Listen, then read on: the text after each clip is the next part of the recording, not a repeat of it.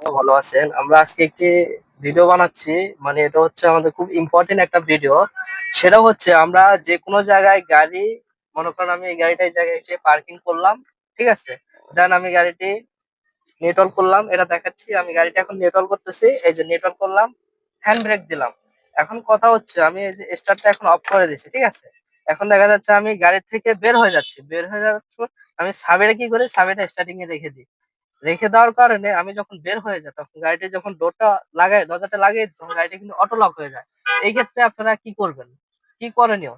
তো আমরা এটাই বের হচ্ছে, এটাই দেখাচ্ছি আজকে আপনাদেরকে। আমার সাবিটা কিন্তু এখানে রয়ে গেল, ঠিক আছে? সাবিটা মনে করেন এখন ভিতরে রয়ে গেল। এখন আমার গাড়িটি আমি দেখাচ্ছি একটু। আমার গাড়িটি কিন্তু এখন আমি মনে করেন ফুল বের হয়ে গেলাম, আমার চাবিটা কিন্তু এখানে দেখেন। একটু দেখান ভাইয়া, এই জায়গায় একটু জুম করে দেখান। হ্যাঁ। আছেন।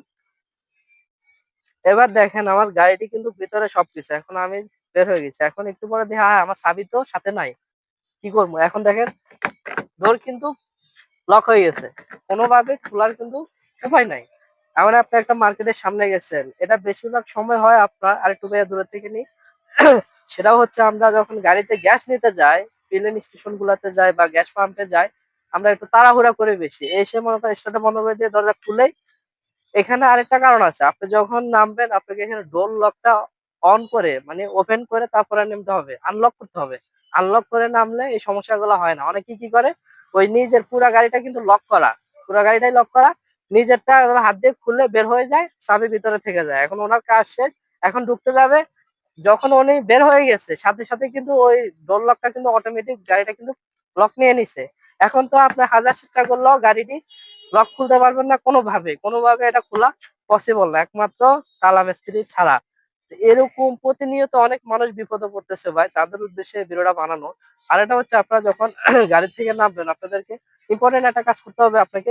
লুকিং গ্লাস অফ করার আগে যখন আপনি নামবেন, আপনার যে গ্লাসটা, সাইড গ্লাসটা, এটা আপনি এতটুক ফাঁকা, মানে এতটুক নামায় রাখবেন। আমি কিন্তু ফুল নামায় রাখছি, দেখছেন? আমি এখন চাইলে কিন্তু আমি চাবিটা হাত দিয়ে নিতে পারতেছি। আর আপনি যখন এটা গ্লাসটা যখন উঠে ফেলবেন, আমি দেখাচ্ছি। এখন তো আমার ডোর লক হয়ে গেছে, তাই না? আমি এখন লকটা খুলতে পারছি, এই যে দেখেন। আমি এখন এটা যদি আমি উঠাই দিই,